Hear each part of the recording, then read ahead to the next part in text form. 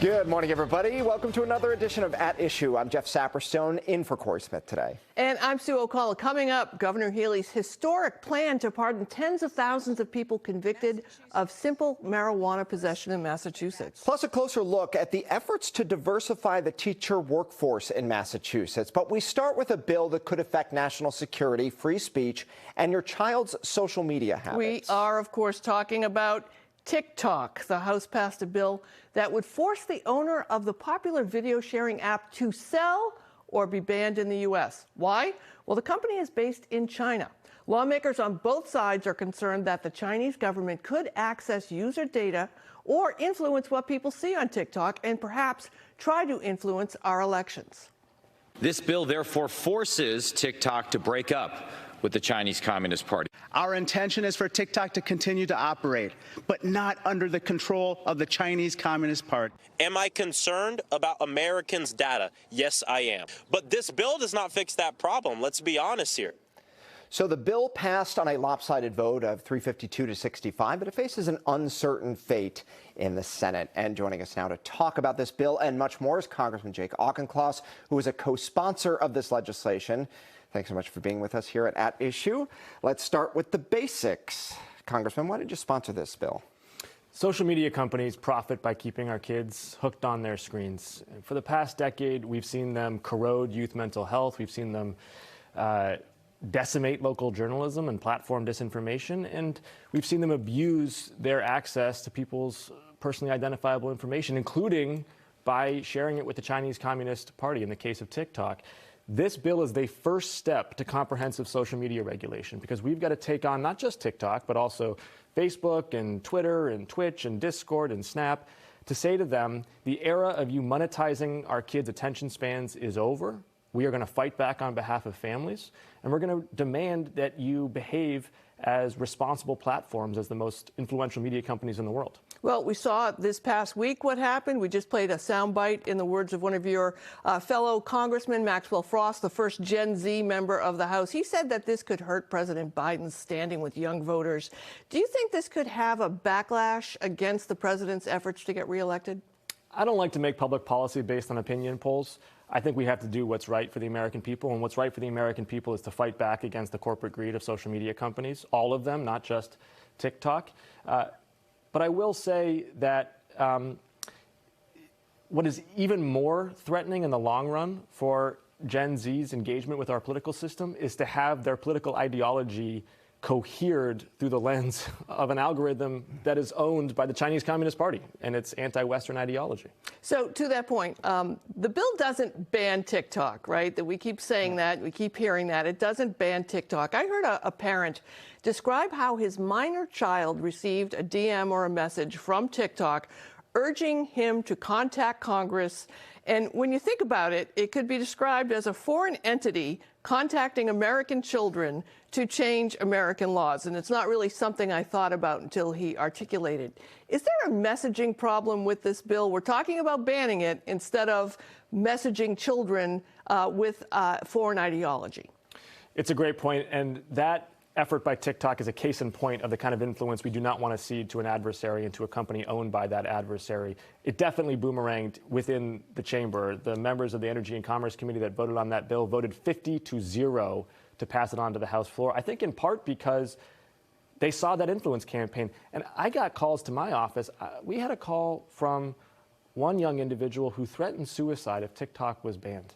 And I hear that message and I thought to myself, what has Congress allowed to happen over the last decade to our kids' mental health and sense of self, where even the threat of banning one of the social media apps is enough to drive a child to consider self-harm? We have to put families back in the driver's seat. We have to protect family time and push back on screen time. So challenge in the Senate, I mean, do you think it's going to make its way through the Senate at this point? The margins are big enough that it's unignorable by the Senate. Now, what they're going to do remains to be determined. Let's be candid here. Big tech has massive lobbying muscle on the Hill. I've put forward a bill just this week to raise the age of internet adulthood, for example, from 13 to 16. they're already joining forces to try to attack that. They're absolutely going to send their lobbyists up and down the hallways of Washington, D.C., and lawmakers are going to have to answer to whether they're going to listen to lobbyists or they're going to listen to the families in their district. I want to talk about another fight in Congress. You've signed that discharge petition that we're talking about in the House, a move aimed at forcing House Speaker Mike Johnson to kind of put that bill that funds Ukraine, Israel, Taiwan on the House floor.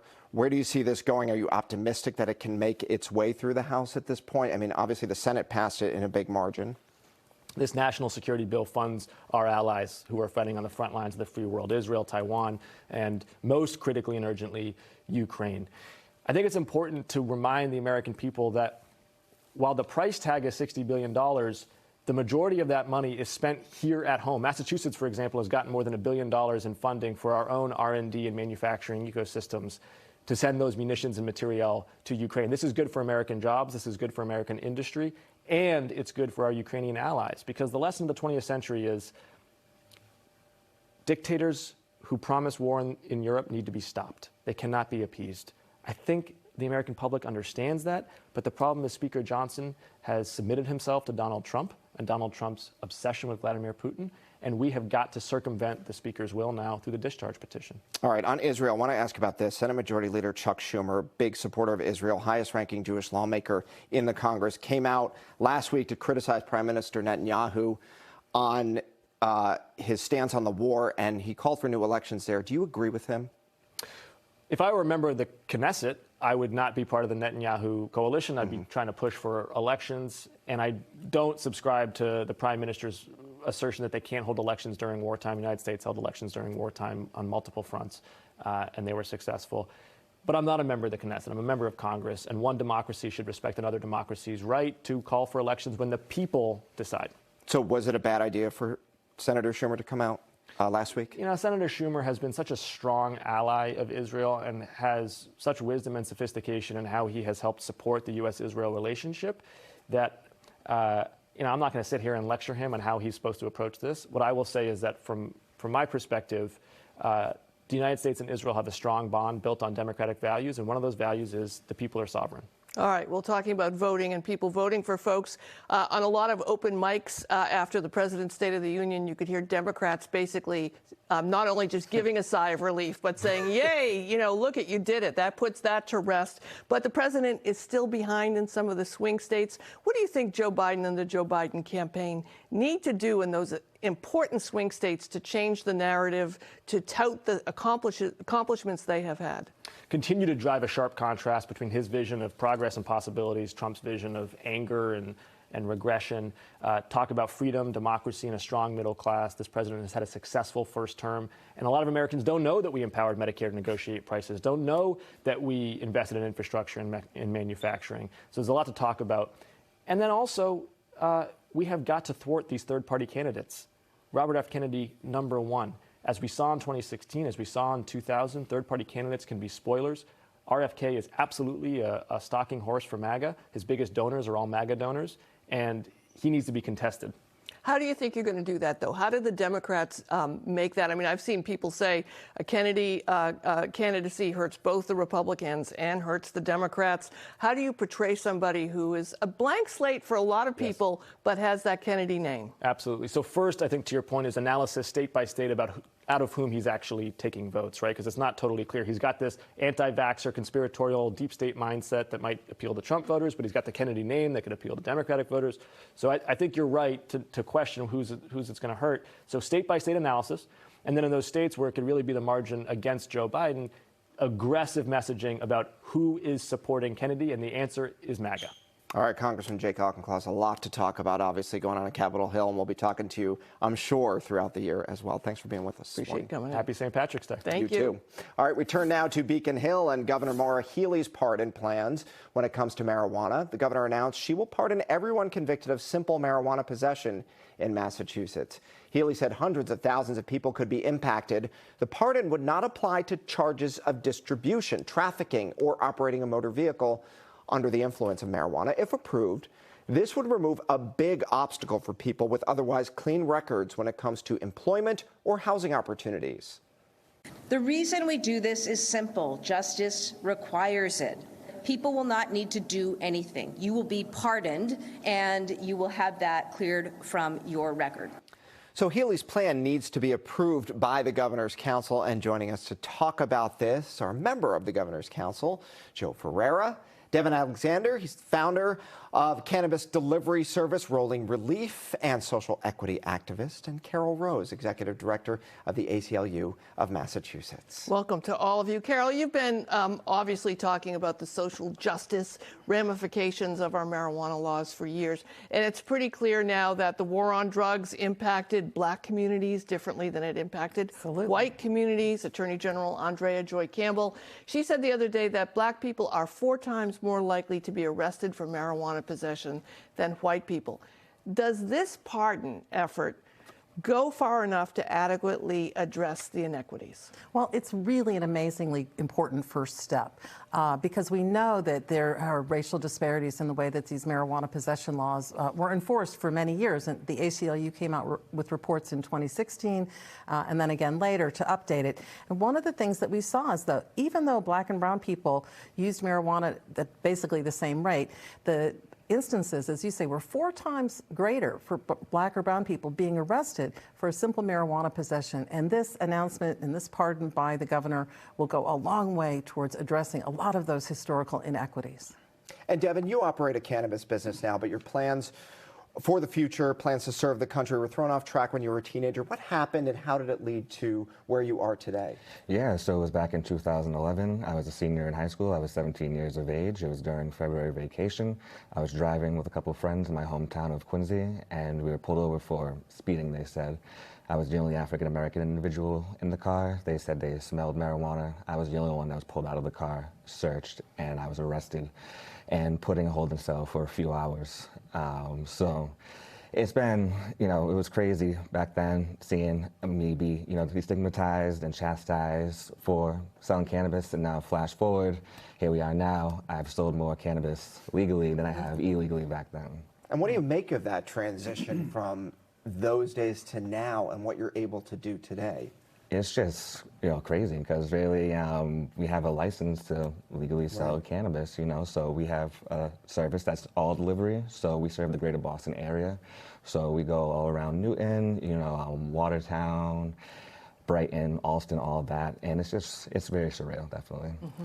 Joe, you're a member of one of my favorite bodies in the Commonwealth, the Governor's Council, which I love to explain to people whenever they join us here, and new employees especially. And you served as police chief at Somerset for 30 years. You're a practicing attorney, and you're the one who's one of the members who are going to decide whether or not this actually goes through if it becomes law. You told the State House News Service before the governor's announcement that you have a lot of questions. There are a lot of unknown ramifications of these pardons. What are some of your major concerns about this pardon? So, from what I understand so far, there's no fact sheet on how they're going to be rolled out, how far back they're going to go. What if someone was committing an armed robbery and had put marijuana in their possession? They got charged with the felony and the marijuana. Does the marijuana charge still go away? Not sure. Any ramifications? Sometimes in federal court, people get ramped up because they commit 3 crimes and then they get an enhanced sentence. I'm not sure how that would be affected. Some of the people convicted paid fines and things like that. Do they get their money back? And maybe, when we looked at pardons in the past, a pardon, by definition, means that you admit you did something wrong. You're looking to be pardoned. And maybe some people don't want to admit that they did something wrong and don't want to be pardoned. So I think that would be maybe an opt-out basis that might be looked at. Carol, what are your responses to some of those nitty-gritty concerns? Right. Well, I mean, first of all, I think it's really important to remember that the Mass Chiefs of Police and the Mass Sheriff's Association have all come out in favor of this. So I think from a law enforcement point of view, it's already been pretty well vetted. But I think the most important thing is to recognize that the governor has said that's an automatic pardon. Nobody has to do anything. It goes back as long as there are records. And basically what it means is that you have an ability to get a loan, to get a job, to join the military, to get a school loan, like to get student loan. So many of the things that are closed off if you have a record, and by having this wiped clean from people, and it would only wipe, I believe, these marijuana misdemeanor possession records, so it's not even going to get into the larger concerns. But this seems to me, for something that's now legal in our Commonwealth, it's just a common sense move that I think will make us all more safe and more free. And Devin, you're shaking your head. What do you make of what the governor is doing, and what would you like to see going forward? Yeah, no, I think it's a great first step, but as Carol alluded to, we have to take it further. I think people should have it expunged from their record instead of having a pardon, and for all nonviolent cannabis crimes. Joe, we're in an interesting spot. I'm not sure in this period of American history where we're able now to look back at things that we did wrong. I think we can agree that it was unfair and we did wrong. And we have the ability to sort of fix some of them in some way. As an attorney, what does this say to you about where we are as a culture? I mean, are we fixing things? Are we making things more complicated? What's your take? I think we are. And I'll be honest, I was against marijuana use when I was a young cop, and that's the way we were trained. And it was, you went to the academy and they showed you these videos and movies of people like being killed over marijuana deals and, the war on drugs, and that was 35 years ago. So I have evolved. A lot of us have evolved. I have 3 daughters who helped me evolve in some ways, especially with marijuana. And I'm all in favor. Let me be clear. I'm all in favor of granting these pardons for marijuana possession. I am. But there are just some unanswered questions that I think that we should look down, make sure there are no unknown ramifications, or that we're not pardoning some people out of the 69,000. There might be some you really don't want to pardon. I don't know. But I think it should be looked at. If they were in a part of a big crime package or involved in other things, there might be some. And do you think other states will follow suit? I mean, do you think, being that Massachusetts is the first here, I know it's kind of been done on a federal level through the president, do you see other states kind of? Absolutely. I mean, I think the president laid the groundwork when he did it at the federal level. And I think for Massachusetts to be the first state in the nation is something we should be tremendously proud of. I mean, we've had so many firsts, whether we're talking about equal marriage rights, whether we're talking about, just interracial marriage, so many things that Massachusetts is the first. And we look back and we say, wow, to imagine that used to be a different way. So I think Massachusetts should be the first and should continue to lead the nation. And we are a beacon of liberty for that reason. Devin, I want to put you on the spot a little bit. The promise here was that, things when marijuana sales became legal, it was going to help right some of the wrongs, especially in the black and brown community, and folks were going to be able to get in there first to open stores. What's your take on how the industry has done in the world of equity and making things right? Well, Massachusetts was the first state to implement what's called a statewide social equity program. In California, they do their social equity programs by city, but Massachusetts was the first one to do it statewide. I was part of the first cohort of the state social equity program, and what they did for delivery, especially, is they made these licenses exclusive for equity applicants. So for the first couple of years, only equity applicants can run delivery, and they have to own 51% of the company. They can't go under 51%. It's the same for social consumption, cannabis cafes, but those licenses haven't rolled out yet. So, being a black cannabis owner is like being it's a very rare club. There's not a lot of us, especially here in Massachusetts. We have a lot of work to do, and that's something I'm willing to put the work in for, and just increase the ownership of black and brown people here in the cannabis space. Great. Well, look, all of this is an extremely interesting conversation, and it will be interesting to see where all of this goes from here. Thank you guys for joining us today. Appreciate it. Really appreciate it. Thank you.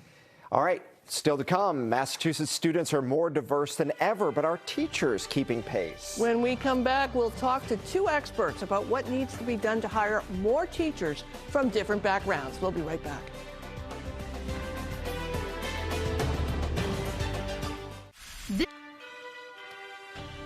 Welcome back to At Issue, everybody. The state's population is slowly but surely becoming more diverse. So we see that most clearly in our public schools. Students of color now make up nearly half of all public school students here.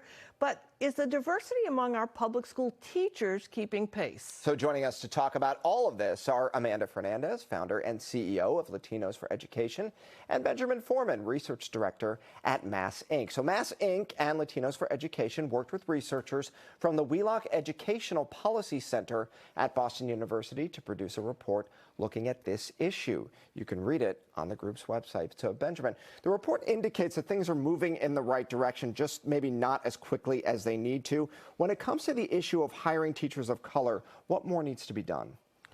Well, a lot more needs to be done.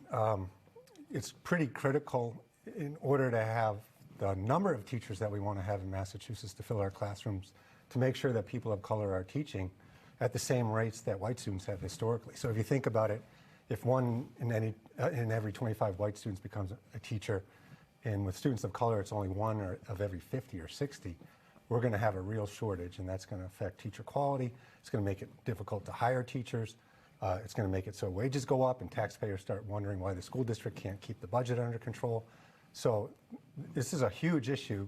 It's going to get more intense as the years go by and our student population becomes more diverse. So at every level, we got to think about how we solve it at the local level, in the classroom, but also at the state level with state policy. And Amanda and her group have been working really hard on that.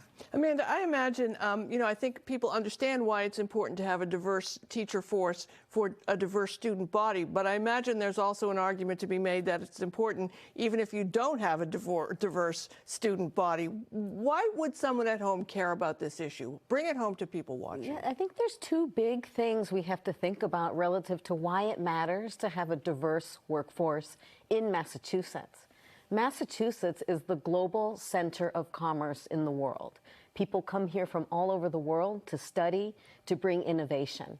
If we don't have a diverse teacher workforce that represents the backgrounds and narratives of our families and students for all kids, we won't have the global workforce that we need in Massachusetts to fill the future jobs in the workforce. That's one reason.